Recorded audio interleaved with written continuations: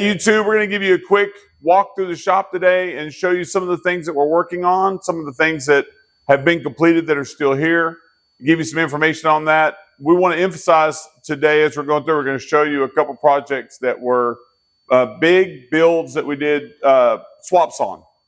Coyote swaps, LS swaps, and Godzilla swap. I just forgot it for a minute. This is an LS swap. We didn't do this truck. This is a great example of what to watch out for. So this customer bought this truck, and it is a beautiful looking truck from the outside. And he did get a good deal on it. Brought it to us to fix a couple of things on it and found a whole bunch of things that are issues with it. And now we are working those out for him. I think it'll still be when it's all said and done, because it is these are really, really popular trucks right now, the 80 model C10s. This one has a great paint job. It was damaged in one spot when it was transported, but it's got the right stance. It's got an LS motor in it. When we're done with it, it'll be a great driver, and he's going to have a lot of fun with it. But there's a lot of things that he did not discover on this truck when he bought this truck. We will inspect cars for you, people. Give us a call. We'll set up a deal for you, depending on how far away it is, but we will go inspect cars for you, and you will get that money back tenfold over. I promise you, from the cars that I've purchased, the cars that other people purchased and brought to us, there's so many things that builders hide in these cars, and you really need to have somebody who's a professional look at those before you buy them. But this truck right here, LS swapped, I think it's an 84 C10. It's obviously got different headlights on it. That was one of the things that they did, put a more modern headlight on it. Right here we have a Pontiac, looks like a Trans Am. It's really a clone, beautiful car. It's an LS swap too. It was actually LS swap before it came to us, and then we had to replace that motor for them. We've done a whole bunch of other work to this car. The trim on it was not there. We put the body kit on it. Those body kits are not made to fit these cars. There was a ton of work we had to do to make that fit, fiberglass work to make that fit on this car. But that is something we do. We have done that. But LS swaps, we've done probably 6 of those. And I would venture to guess that we're probably one of the most reasonable people around here to do them. And it's a really popular thing to do, LS swap cars. This, name of this is, again, Bailey, I always get it wrong. Bombshell Betty. Bailey will put a link to a video in here to let you know a whole lot about this car, but this is a Salt Flats car that they have gone 165 miles an hour in. They brought it to us because they want to go faster. So we've tuned it for them. We've dynoed it for them. The next step was to try to put it on a diet. And that diet consisted of replacing all of the underbelly of this car that was once metal, and it's out back, and I promise you, I can't do that with it. This car has lost probably 1,000 pounds. We hope at least that much to help this car reach its goal. I think they're trying to go 175 miles an hour in it. That would be a lot of fun in a 1952 Super Riviera. It has the original, if you can get that, it has the original straight 8 in it. I think they said it was 302 cubic inches. The original stock horsepower was less than 200. Now it's up over 300 with all the changes that they've made. We did not build this motor. It was professionally built. And when you go and look at that other video online, you can learn about that. It's a pretty incredible story about a gentleman who built it, and then he passed away, and the person that we are building it for now will take it out to Salt Flats and run it again. They've run it once, and they'll take it out and run it again. Over here, we're going to go look at a 1969 Camaro. This is an LS swap.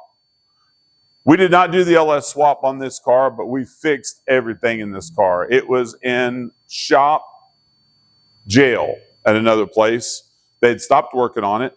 It had been sitting there for quite a while. We took it in, got the wiring done correctly on it, fixed the suspension on it, which was in the rear done backwards. And the front just wasn't complete. Did the brakes on it, got it running and driving, coordinated to get it painted. It's come back to us now for the final wrap up. We're putting the gauges in it. They may have done that already. Nope, they have not. They've started. we had one set of gauges, and in between the time when this car started and it got done, those gauges are no longer compatible, and we couldn't make them work, so the customer had to buy new ones, unfortunately. They started on this car years ago. Like I said, it was in shop jail, and we broke it out. It should be done here in the next few weeks. Amazing, amazing car all the way around. He's built it with a Pro Touring chassis. So his plan is to run this car a little bit and have some fun in it. It's very, very beautiful. I'd be a little worried, but it's his car, so he can have fun with that. Over here on this side, I'll show you. This car has a great story. This is a 1969 Thunderbird. This car was purchased in Florida in 2012 with 56,000 miles on it. I believe now it has 57,000 miles on it. When I bought it, it had an engine problem that we fixed. It had been sitting outside for quite some time, so it needed paint. I sent it to a local guy, a friend of my brother's, who said he would paint it. It sat there for 2 years, and he left it outside with the hood off of it. Water will get down into the air cleaner from there and into the cylinder heads and lock that motor up. Fortunately, and there's another video on this where we free that motor, sent it over. It's been sleeved. The one cylinder has been sleeved. All the others have been bored 40 over. Motor is rebuilt back in the car. I don't know if you got that shot better. The motor is rebuilt and back in the car. We hope to have this car running in about a week. We're hunting down some of the trim pieces that we've misplaced in the process of building this car because it's taken so long. And at one point, I had completely abandoned this car and tried to sell it till I found out that it didn't run. That made me mad enough that I put way too much money in this car and built it. So the motor in it's probably got $4 grand in it. The paint is, I got a reasonable paint job on it. The paint was $15,000. The labor that we have in it is much more than that. So I'm going to have about $25,000 in a $12,000 car. And no, it will not be for sale for $12,000. But this is another good example of the things that you learn when you're building these cars. You may think you're getting a great deal on paint. That paint job ended up costing me 20 times more than what the guy quoted me with all the other things that we had to do to this car to fix it after we left it with him. So that's something to watch out for. This project will start hopefully in the next few weeks. This is a 1978 Bronco. I bought this as a California car. We had a couple tiny spots of rust we fixed in it. Then we sanded it down to get all of the rough paint off of it and reveal the patina underneath it. Then I clear coated it. This car will get a Gen 3 Coyote. It'll have an automatic just like it does now. It will have four-wheel drive just like it has now. This will again show one of those Coyote swaps. Those are things that we do here. On the top shelf up here, everybody knows this car by now.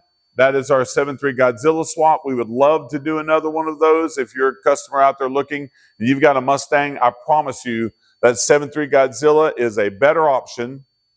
The 7.3 Godzilla is a better option than a Coyote. Fits better, more torque, more horsepower, and more fun.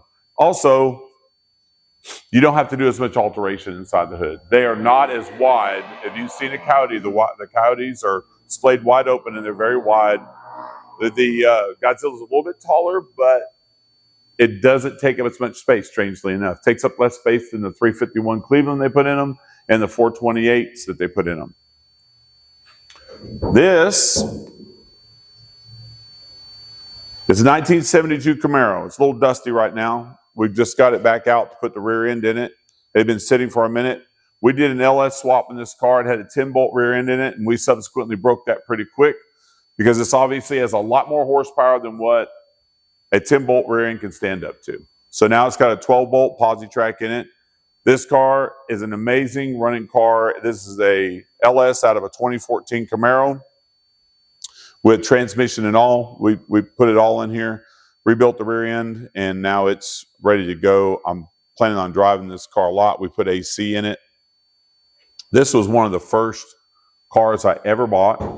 When I bought it, it had a 496 in it, which is a lot more than I wanted to drive around as a day-to-day driver. Other cars in this shop, this is our 1971 Formula Firebird. We built the motor in that. We put 455 heads on it to give it a little bit more. I kept the original heads because that is a numbers matching car. We had to paint it back to numbers matching color. That is Castilian bronze. Looks a little burnt orange, almost like the Camaro. But that is the original color of that car. Bought that car at Barrett-Jackson. Again, very interesting. You think when you go to an auction, you're getting a good car. They told me this is a great builder. You got a great deal. Brought this car back and I said, I just want to have it painted. It should be a simple thing to do, right? Well, no, we got into this car. It had rust around the top of the rear window because it had a vinyl top on it, which is pretty typical. This was a California, Arizona car, so that was the only rust. But it had also been hit in the rear, and they had done a really good job of covering that up with Bondo. So we had to cut the rear quarters off, cut around the glass, replace all of that, and then paint it. But that's all stuff that they did an excellent job of hiding. The good news is it is a numbers matching car. We did verify that. We've looked at all the numbers on it. So that was the one positive of it. And I got the car at a reasonable price. It was blue when we originally bought it, and it was beautiful, but it wasn't what I wanted. And obviously there were some things under there that needed to be fixed. So fortunately we did. This is number 100 of 100 Roush Roadster. 2007, supercharged, 550 horsepower. Fun car to drive. Bought that at Mecum in Dallas when Mecum was still doing Dallas.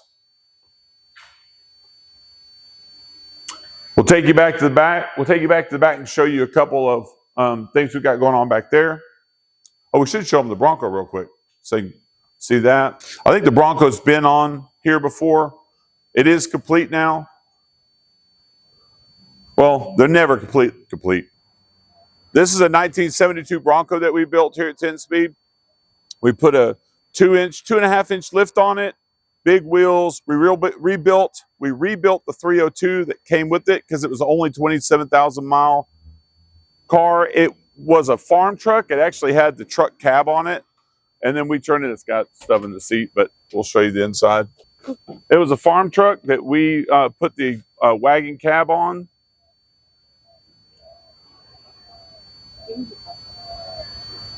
It doesn't have the covers in the back yet because we're putting the stereo system in it, so that hasn't been done yet. That will go over to HP Audio to be done. All right. That's the rebuilt 302. That is the original 302. Original engine. The transmission was actually changed out in this car. Whoever had it, they put an automatic in it. So we kept that.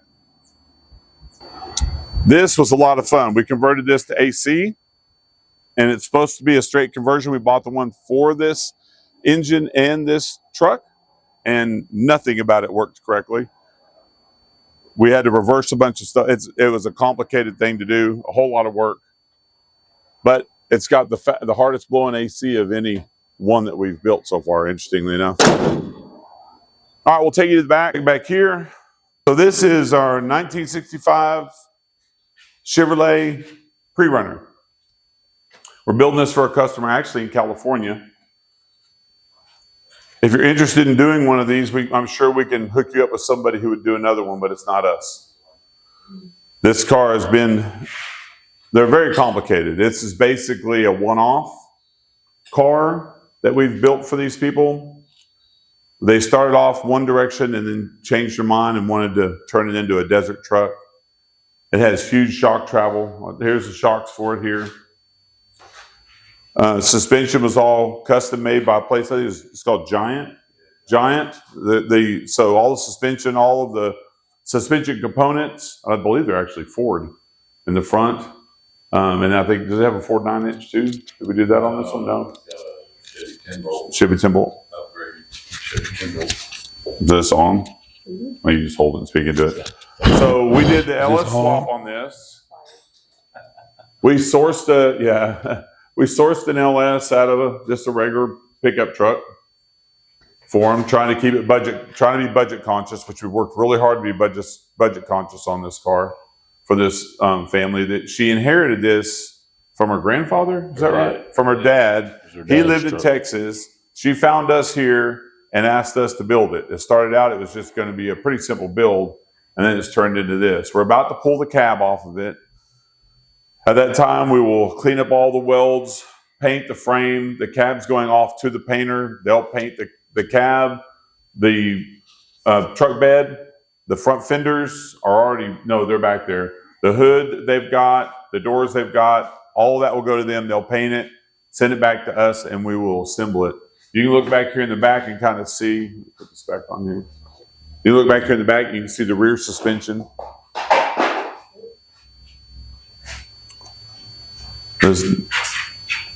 And the travel there, shocks are covered up because we're doing some work back here, so we got to keep them clean. The travel on this thing is huge. The control arms are, what, 4 feet long, 5 feet long for travel. It's basically made, you've seen those trucks on TV that jump off the hills and go 20 feet in the air and land. That's basically what this is designed to do. Again, if you want one of these, find somebody to build you one. We won't build another one. This is our 1970 Mach 1. We did a coyote swap on this car. It's still full of dirt inside there. This car's next stage is, number one is Bradley back here. So Bradley in all of his splendor. Bradley is buffing it out right now. We are not going to try to get this paint perfect. We're not going to touch this paint up. You can see there are spots. This is where some tape took some paint off. This is where the paint's just letting go of that old pot metal. But this car is like it is when we found it, other than we're going to clean it up really good. We're not going to paint this car. The whole concept of this car was to build something that we could drive and enjoy without having to worry about the exterior of it. We are going to get a PDR guy to do a couple things to it. There's a couple small dents and dings in it that we're hoping that they can pull out here. We're not going to fix any of this scratches and patina on it. Some of those happened while the car was in our possession. Some of them happened before it got here. This car was a one-owner car that was in storage outside under a carport. Sounds like that would have been great, except that they left the window down on it. Between the rain and the rats, it destroyed the floors in it. We've since replaced all those. It has all new floors in it. That's something that we do, some of the fab work that we do. We replaced the entire floor pan in there. This car was also mini tubbed to fit a wider tire underneath it. We put a 9-inch, Ford 9-inch in it. I can't remember the gear, I'm sorry. But we really loved the look of the patina, the faded look of the black on it, the old pieces from the Mach 1 kit that it has. And if you know anything about those are hard to find. I actually have a set of that for sale right now. Has a T6, if I'm remembering correctly, Tremec in it. This car will be pro-charged when it's done. That's the next step to it. We bought a pro-charge kit for it a few weeks ago. We have not dynoed it. I don't know that we'll dyno it before we pro-charge it. We might just try to see how much horsepower just this Gen 1 did by itself with a little bit of a tune. Most likely, because we're cheap, we'll only have it dynoed once and we'll wait until after it's done. We are budget conscious on just about everything that we do. We put racing seats in it, and they are old style racing seats. We haven't decided if we're going to keep those yet or not. It has, again, like the Camaro inside, it has Pro Touring suspension. It's all adjustable. This car is made for the track, every last bit of it. Brakes are adjustable on this car. That's what this is here. Kind of custom made our own stick shift for this car. Move the battery to the back. One of the other big features of this car, you'll notice when you look how much room there is at the front of the engine. So when we built this car, Andy cut the firewall and moved the firewall back so we can move this engine back 4 inches. So the majority of the weight of this engine now is behind the front axle, which is obviously going to help with a 50-50 weight distribution and help this car to be driven on the track. And that is the plan, is to take this car out for fun days and run it on the track. It wouldn't be legal for anything in its class if you try to do SCCA or something like that, but you could do pro touring in it, and you could just take it to kind of open classes and run it. And that's the plan with it. The car is still not cheap. There's nothing about building these cars that's cheap, but it's a heck of a lot cheaper than doing paint on it. If the floorboards in this car had been good, if there hadn't been any rust, this would have been a really reasonable car. You could have just done the suspension that we did, the motor that we did, and left the rest of it the same. and had a lot of fun with it. The extra work that we had to do increased the hours of it. There were over 600 hours in this build. So you can imagine at a shop rate what that costs. It is almost done, other than the Pro Charger and the little bit of buffing that we're going to do on the paint to try to clean the paint up a little bit. We don't want it. We don't want this car perfect. That is basically the story of this car. We did not want this car perfect. We want it to drive great. We want it to have lots of power, but we don't want it perfect. We show up somewhere with it. We want to be able to walk away from it, not worry if someone gets too close to it, someone rubs a belt buckle on it, anything like that. We don't have to worry about it. This car will have its dings, its scratches, and its marks that it's earned in the last, what would it be now? 30, 55 years, 56 years. And its last 56 years, it's earned every last one of them. We're going to let him keep it. And that's kind of the homage to keeping it original for the original guy who had it. A lot of people will be upset that you took a Mach 1 and did all that too, but reality was this car needed a lot of work, and it had a 2-barrel in it. It was a 351 2-barrel car. That is not a highly desirable car. Beautiful car, yes, but not highly desirable. I don't feel bad about doing it. You know that I did it to a Shelby, so I don't feel bad about doing it to any of them. In the back right here, interesting, we have one more that we have sitting out back. That is a 76 or 78? 78? 76 F-250. This customer brought this to us to put it. Oh, here's all the sheet metal off of Bombshell Betty.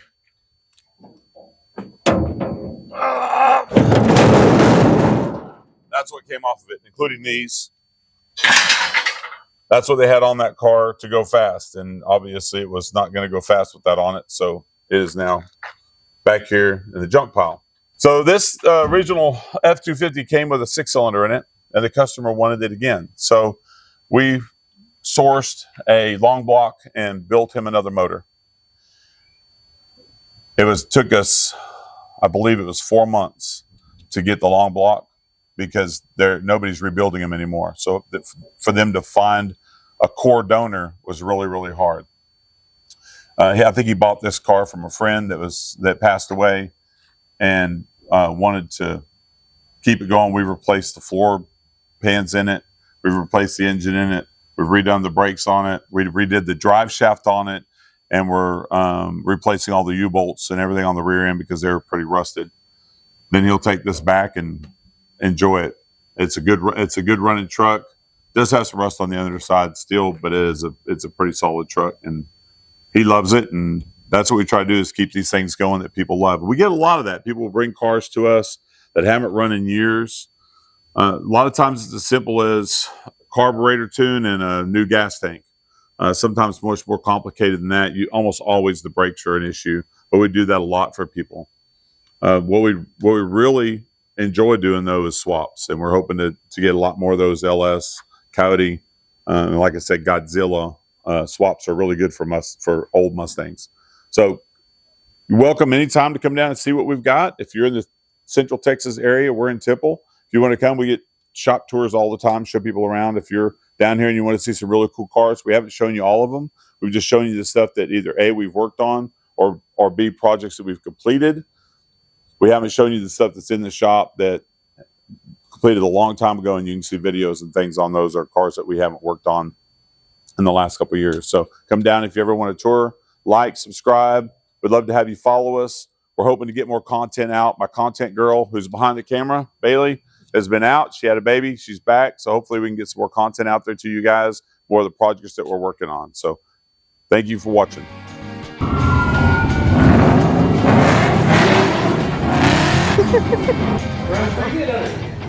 Yeah, man, need some weight. Sucker needs some weight in the ass. Yeah, you're like, oh, put a pro charger on it. I'm like, you gotta already grab it before you just go put the blower on it. Because that car is gonna be. What do you think? It needs some weight in the ass. Did you see it out there?